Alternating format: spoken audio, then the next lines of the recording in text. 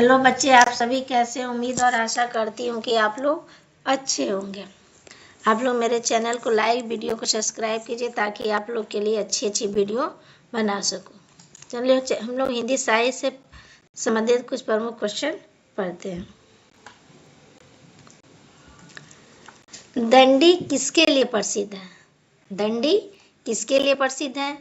उपमा विधान, पद ललित्य, रस विधान, सौंदर्य विधान। तो दंडी जो है वो पद ललित्य के लिए प्रसिद्ध है। सारे दिन का कार्यक्रम के लिए एक शब्द। सारे दिन का कार्यक्रम के लिए एक शब्द क्या है? दैनिक कार्यक्रम, दिनचर्या, रोजा मच, दैनिक क्रियाकलाप। रोजाना मच दैनिक क्रियाकलाप। तो सारे दिन के काम कार्य के लिए एक शब्द है, वो क्या है? दिनचर्या। आस्तीन का साफ होना अर्थ है जादूगरी दिखाना, कृतज्ञ होना, किसी का उपकार न मानना, मित्रता की आड़ में शत्रुता निकालना। तो आस्तीन का साफ होने का अर्थ है मित्रता की आड़ में शत्रुता निकालना। अगला है रामेश चंद्र शाह का इनमें से कौन सा निबंध संकलन है?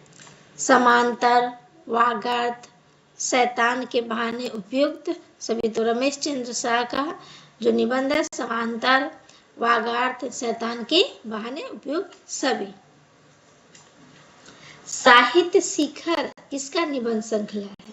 साहित्य शिखर किसका निबंध संकलन है? राय कृष्णदास, डॉक्टर वासुदेव शरण अग्रवाल, महावीर प्रसाद द्विवेदी, निर्मल वर्मा। तो साहित्य शिखर जो है वो महावीर प्रसाद द्विवेदी जी का निबंध है। फिर देखिए दंडी किस लिए प्रसिद्ध है? पद ललित के लिए। सारे दिन कार्यकार के लिए एक शब्द क्या है? दिनचर्या है। आस्तीन का साफ होना, मित्रता की आड़ में शत्रुता निकालना। रमेश चंद्र शाह का इनमें से कौन सा संकलन है? निबंध संकलन है। तो समांतर, वागार्थ, शैतान के बहाने उपयुक्त सभी। साहित्य शिखर किसका निबंध संकलन है? राय कृष्णदास, डॉक्टर वासुदेव शरण अग्रवाल, महावीर प्रसाद द्विवेदी। तो साहित्य शिखर जो है वो महावीर प्रसाद द्विवेदी का निबंध संकलन है। गुरुध्वज इनमें से किस नाटककार की कृति है? गुरुध्वज इनमें से किस नाटककार की कृति है? जयशंकर प्रसाद, राजकुमार वर्मा, लक्ष्मी नारायण वर्मा,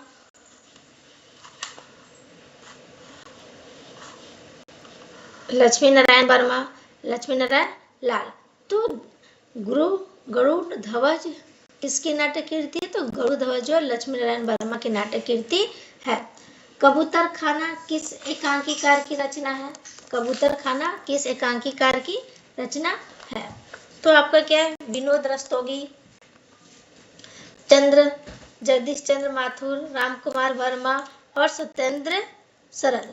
तो कबूतर खाना ये जगदीश चंद्र माथुर की एकांकी है। कबूतर खाना किस एकांकीकार की रचना है? तो जगदीश चंद्र माथुर की एकांकी है। कौन सा संकलन चंद्रगुप्त विद्या अलंकार का है? कौन सा संकलन चंद्रगुप्त विद्या अलंकार का है? चंद्रकला, अमावास्या, भय का राज, उपयुक्त सभी। तो कौन सा संकलन चंद्रगुप्त विद्या अलंकार का है? तो चंद्रकला, अमावास्या, भयराज, तीनों ये जो है वो किनका? चंद्रगुप्त विद्या अलंकार का है। प्रेमचंद की कहानी का उत्कर्ष काल क्या है? प्रेमचंद जी की कहानी का उत्कर्ष काल क्या है? 1916 से 1920 ईस्वी, 1920 ईस्वी से 1930 ईस्वी, 1930 ईस्वी से 1936 ईस्वी, इनमें से कोई नहीं। तो प्रेमचंद की कहानी कला का उत्कर्ष काल क्या है? 1930 से 1936 ईस्वी। झूठ का सच प्रकाशन का काल क्या है? झूठ का सच उपन्यास, झूठ का सच का प्रकाशन काल क्या है? तो 1947, 1957, 1960, 1968। तो झूठ का सच प्रकाशन का काल जो है 1968 ईस्वी है। गरुड़-ध्वज किस नाटककार की कृति है? तो गरुड़-ध्वज लक्ष्मी नारायण वर्मा की नाटक कृति है। कबूतर खाना किस एकांकीकार की रचना है? तो जगदीश चंद्र माथुर की है। कौन सा संकलन चंद्रगुप्त विद्या अलंकार का है?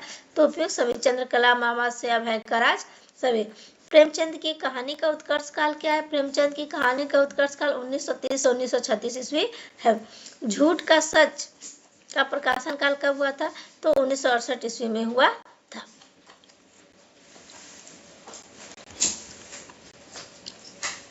हजारों हजारों बाहों वाली रचनाकार कीर्ति किसकी है? हजारों हजारों बाहों वाली रचनाकार कीर्ति किसकी है? शमशेर बहादुर, अज्ञेय, नागार्जुन, धूमि। तो हजारों हजारों बाहों वाली रचना जो है वो नागार्जुन जी की है। निम्नलिखित में से कौन सा तलवार का पर्यायवाची नहीं है? खड्ग, आसी, तेग, खड्ग। तो खंड जो है ये क्या है? तलवार का पर्यायवाची नहीं है। अस्सी, तेग और खड्ग जो है तलवार का पर्यायवाची है। प्रबंध काव्य के कितने भेद हैं? 3, 2, 4, 5। तो प्रबंध काव्य के 2 भेद हैं। श्रृंगार रस के भेद कितने हैं? 2, 3, 4, कोई नहीं, तो 2 हैं, एक संयोग और दूसरा वियोग। ई और बड़ी किस प्रकार की ध्वनि है? ये क्या है? तालव्य ध्वनि है। हजारों हजारों बाहों वाली रचना कीर्ति किसकी है? तो नागार्जुन की है।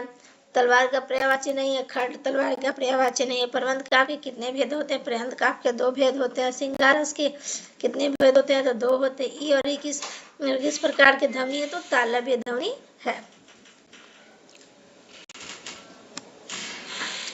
प्रगति काव्य की प्रगतिवादी काव्य की प्रधानता कौन? प्रगतिवादी काव्य की प्रधानता क्या है?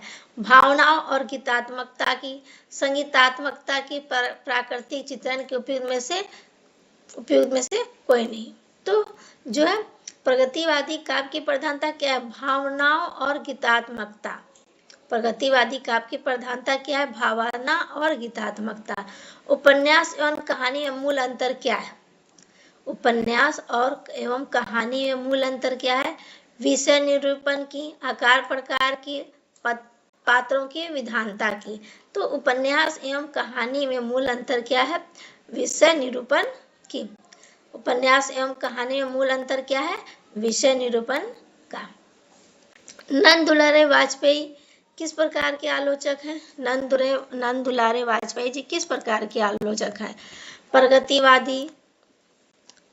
प्रगतिवादी, शैली वैज्ञानिक, शास्त्री, स्वच्छंदतावादी। तो नंद दुलारे वाजपेयी जो है वो स्वच्छंदतावादी आलोचक हैं। प्रसाद को कामायनी पर कौन सा पुरस्कार मिला था? प्रसाद जी को कामायनी पर कौन सा पुरस्कार मिला था? देव पुरस्कार, मंगला पारितोषिक पुरस्कार, भारत भारती साहित्य अकादमी। तो प्रसाद जी को कामायनी पर मंगला प्रसाद पारितोषिक पुरस्कार मिला था। वर्षा वशिष्ठ किस रचना की नायिका है? वर्षा वशिष्ठ किस रचना की नायिका है? मुझे चांद चाहिए, सारा आकाश, अंधेरे बंद कमरे में, पहला पड़ाव। तो वर्षा वशिष्ठ जो है मुझे चांद चाहिए की नायिका है। प्रगतिवादी काव्य की प्रधानता क्या है? भावना और गीतात्मकता। उपन्यास और कहानी में मूल अंतर क्या है? विषय निरूपण की। नंद दुलारे वाजपेयी किस प्रकार से आलोचक है? तो स्वच्छंदतावादी आलोचक है। प्रसाद को कामायनी पर कौन सा पुरस्कार मिला था? प्रसाद जी को कामायनी पर मंगला प्रसाद पारितोषिक पुरस्कार मिला था। वर्षा वशिष्ठ किस रचनाकार की नायिका है? तो वर्षा वशिष्ठ मुझे चांद चाहिए की नायिका है। अपना मस्तक काटी के वीर हुआ कबीरा। अपना मस्तक काटी के वीर हुआ कबीरा पंक्ति किसकी है? तुलसीदास, कबीरदास, दादू रैदास। अपना मस्तक काट के वीर हुआ कबीरा यह दादू की पंक्ति है। आत्महत्या के विरुद्ध कविता संकलन के कवि हैं। आत्महत्या के विरुद्ध कविता संकलन के कवि कौन है? आत्महत्या के विरुद्ध कविता संकलन के कवि है मुक्ति बोध, रघुवीर सहाय, धर्मवीर भारती, शमशेर बहादुर सिंह। तो आत्महत्या के विरुद्ध कविता के कवि जो है रघुवीर सहाय है। वाष्प का तत्व क्या है? पानी, नीर, भाप, वाष्प। तो वाष्प का जो तत्व है वो क्या है? भाप है। अत्युत्पादन में उपसर्ग कौन सा होगा? अ, अति, अत्यु, अति। तो अति क्या उपसर्ग होगा? अति। कुछ का अर्थ क्या है? कुछ कूच और कूच का अर्थ क्या है? स्थन, प्रस्थान, थोड़ा प्रयास, कुचला हुआ, छिपा हुआ, कम कम, तट पर। तो कूच और कूच का अर्थ है स्थन, प्रयास। तो अपना मस्तक काट के वीर हुआ कबीरा, यह किसकी पंक्ति है? दादू की पंक्ति है। आत्महत्या के विरोधी कवि संकलन के कवि कौन है? रघुवीर शाह है। वाष्प का तत्व क्या है? भाप है। अति उत्पादन में उपसर्ग कौन सा है? अति है। कुछ और कुछ का अर्थ क्या है? स्तन और प्रस्थान। हिंदी के अंतर्गत कितने उपभाषा वर्ग है? 8, 5, 18, 2। तो हिंदी के अंतर्गत 5 उपभाषाएं हैं। गुरु नानक का जन्म किस सन में हुआ था? तो गुरु नानक जी का जन्म 1520 में, 1450 में, 1469 में और 1555 ईस्वी में। तो गुरु नानक का जन्म हुआ था 1469 ईस्वी में। दैत्यवाद के प्रवर्तक आचार्य कौन थे? रामानुज, माधवाचार्य, विष्णु स्वामी, रामानंद। तो दैत्यवाद के प्रवर्तक आचार्य कौन थे? माधवाचार्य जी थे। भविष्यत कथा के रचयिता का नाम क्या? भविष्यत कथा के रचयिता का नाम क्या है? स्वयंभू, घनपाल, सरहप्पा, पुष्पदंत। तो भविष्यत कथा के रचयिता का नाम क्या है? घनपाल। भविष्यत कथा के रचयिता का क्या नाम है? घनपाल। ओम जय जगदीश हरे आरती की रचना किसने की थी?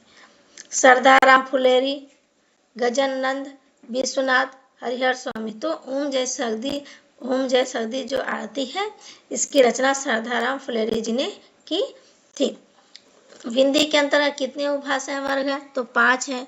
गुरु नानक का जन्म किस सन में हुआ? तो 1469 ईस्वी में हुआ था। दैत्यवाद के प्रवर्तक आचार्य कौन थे? तो माधवाचार्य हैं। भविष्यत कथा के रचयिता का नाम क्या है? घनपाल है। ओम जय जगदीश हरे हरे आरती की रचना किसने की थी? सरदाराम फुलेरी जी ने की थी। बच्चों, आप लोग मेरे चैनल को लाइक कीजिए, वीडियो को सब्सक्राइब कीजिए, ताकि मैं अच्छा वीडियो आप लोग के पास पहुंचा सकूं। जो मेरे चैनल को सब्सक्राइब किए उनको बहुत बहुत धन्यवाद, और बाकी लोग भी मेरे चैनल को सब्सक्राइब कीजिए।